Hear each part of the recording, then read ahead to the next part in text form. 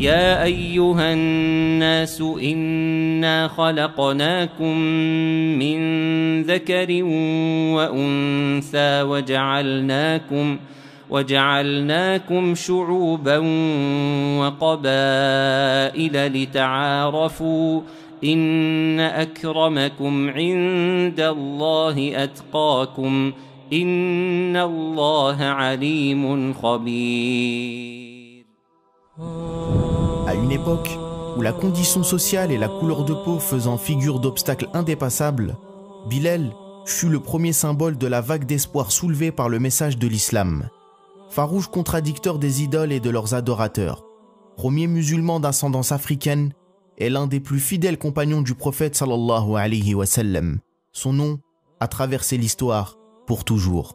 Fils d'un père arabe et d'une mère originaire d'Éthiopie, il voit le jour à Mecca. Il naît dans la privation de liberté puisque ses deux parents sont esclaves et il grandit au service du terrible Umayya ibn Khalaf. Condamné au silence et souvent maltraité, il n'a alors aucun droit. Bilal était souvent battu, fouetté, privé de nourriture et de soins. Sa condition était celle d'un esclave de l'époque. Ils étaient achetés et vendus contre de l'argent et étaient considérés comme des objets. Personne ne se souciait de leur vie, de leurs sentiments ou de leur situation. Bilal vécut dans cette condition ô combien difficile jusqu'à ce que vienne l'événement qui allait changer le cours de l'histoire, la révélation de Mohammed. Bilal était en effet un témoin privilégié des débuts de la prédication de Mohammed. De l'intérieur, il observe leur crainte irrationnelle envers cette foi nouvelle qui se répand à la Mecque. Cette foi qui vise à dire que les hommes seraient égaux et qu'il n'y a de différence entre eux qu'au travers de leur bonté. Bilal, curieux d'en savoir plus sur cette nouvelle religion, il s'abreuve des paroles de Abu Bakr qui propage avec éloquence et passion les enseignements de Mohammed. Son intérêt pour cette foi qui promet la libération spirituelle par la soumission à l'unique ne cesse de grandir. Pour lui, tout devenait logique et clair. Toutes ces statues jusqu'ici adorées n'étaient rien. Elles ne pouvaient ni parler, ni bouger. Elles n'ont pas non plus aidé ses parents à sortir des griffes de Umayya ibn Khalaf qui les traitait avec tant d'injustice. Son cœur se remplissait petit à petit d'amour pour cette nouvelle religion, et ce jusqu'à ce qu'il ne reste plus aucun doute dans son cœur. Il se rendit alors auprès du prophète en compagnie de Abu Bakr et y prononce la shahada, cette phrase qui le fit basculer des ténèbres à la lumière, du mal vers le bien. Cette nouvelle est insupportable pour Umayya, qui était l'un des plus grands ennemis de l'islam. Au même moment, les polythéistes commencent à réprimer de la plus cruelle des manières ceux qui se sont convertis à cette nouvelle religion, à cette nouvelle foi. Ils s'en prennent d'ailleurs beaucoup plus envers les faibles et les pauvres qui n'ont personne pour les défendre ou les protéger. Umayya entreprend de torturer alors Bilal, jusqu'à ce qu'il renie l'islam. Les séances de torture se font sans cesse plus violentes et de manière quotidienne. Chaque jour, Bilal était éprouvé. Chaque jour, on lui proposait soit de renier l'islam, soit de souffrir des pires supplices. Bilal est d'abord lié et traîné, la corde au cou, sous les moqueries humiliantes des enfants, déshabillé, fouetté et battu, mais rien n'y fait. Bilal refusait toujours de quitter sa nouvelle foi qu'il aimait tant. Il le faisait en répétant sa phrase légendaire « Ahadun ahad, ahadun ahad » l'unique, l'unique. En prononçant cette simple phrase, il montrait combien il était attaché à l'unique. Allah, le seul Seigneur digne d'adoration et de louange. On le privait de boire et de manger. On le fouettait. On lui faisait subir des punitions atroces pour qu'il renie l'islam et on cherchait à le faire savoir à tous. Mais il n'en était rien. Bilal résistait. La nouvelle de ces tourments est parvenue au prophète sallallahu alayhi wa sallam qui demanda aussitôt à Abu Bakr de négocier sa libération.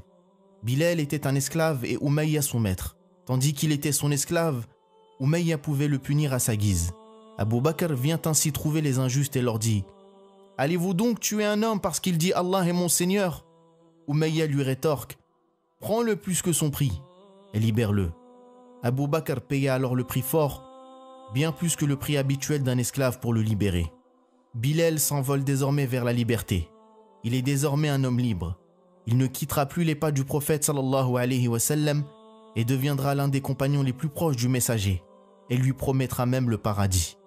Un matin, le prophète sallallahu alayhi wa sallam a appelé Bilal et a dit « Ô Bilal, par quoi m'as-tu précédé vers le paradis?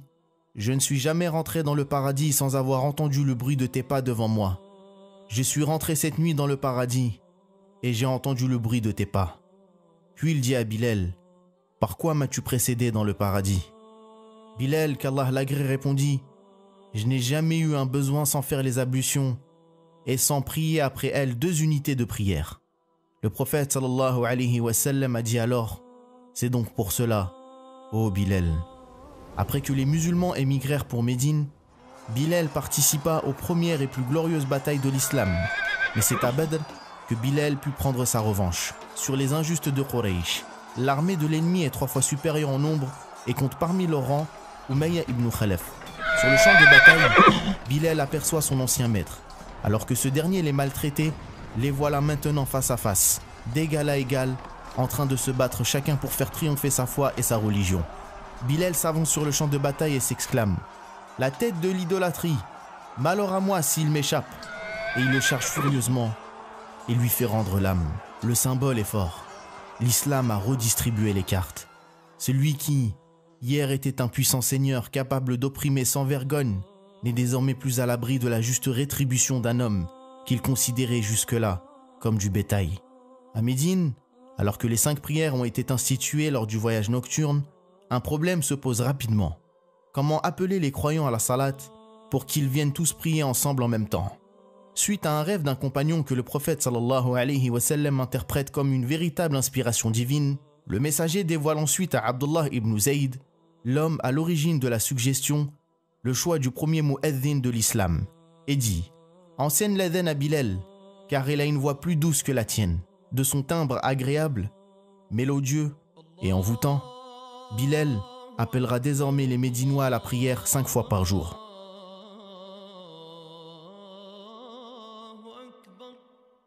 Le prophète sallallahu alayhi wa sallam n'hésite pas à faire de Bilal le symbole du nouvel ordre social.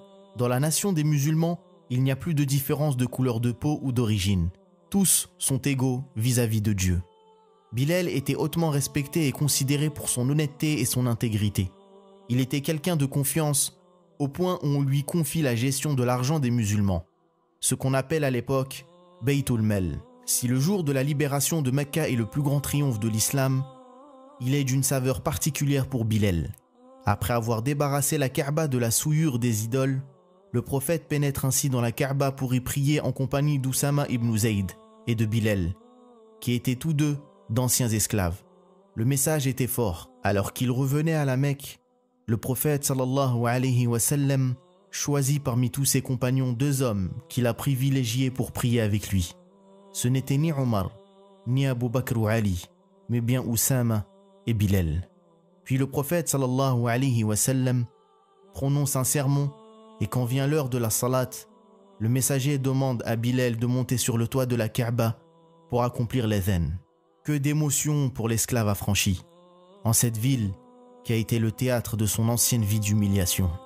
En ce moment historique, l'appel à la prière résonne dans la ville la plus sainte, sans pour autant s'arrêter, depuis plus d'1 millénaire. 2 ans plus tard, l'ère prophétique touche à sa fin après la mort du messager.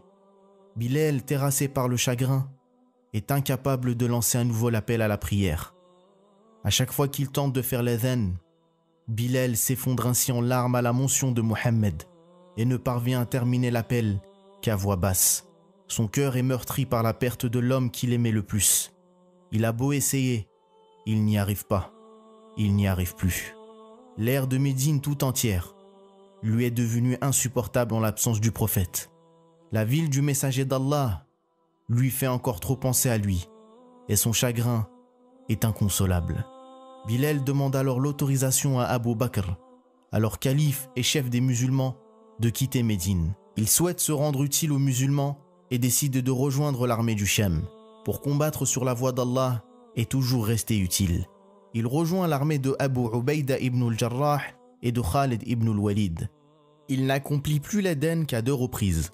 Lorsque les musulmans ont conquis la terre bénie du Sham, face à cette éclatante victoire, tous les musulmans sont heureux. Omar ibn al-Khattab tente de convaincre le maître des mu'adhin d'accomplir le adhan à l'approche du Asr et lui dit « Les compagnons du prophète aimeraient qu'en ce jour, tu appelles à la prière comme tu le faisais autrefois. » Hésitant, Bilal finit par se laisser convaincre.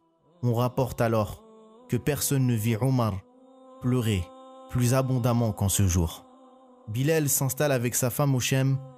Il voit en songe le prophète qui le sermonne. « Quel est donc cet éloignement, Bilal? N'est-il pas temps que tu viennes me rendre visite ?» Sans attendre, il prend aussitôt la route de Médine, sur la tombe du messager, où il est à nouveau terrassé par l'émotion. Al-Hassan al-Hussein l'implore d'accomplir l'adhan du Fajr. Bilal accepte et accomplit le adhan qui secoue tout Médine et fait même sortir les femmes de leur foyer au cœur de la nuit. Il se raconte que l'on n'a jamais vu autant de larmes parmi les habitants de Médine, nostalgiques de la présence du messager.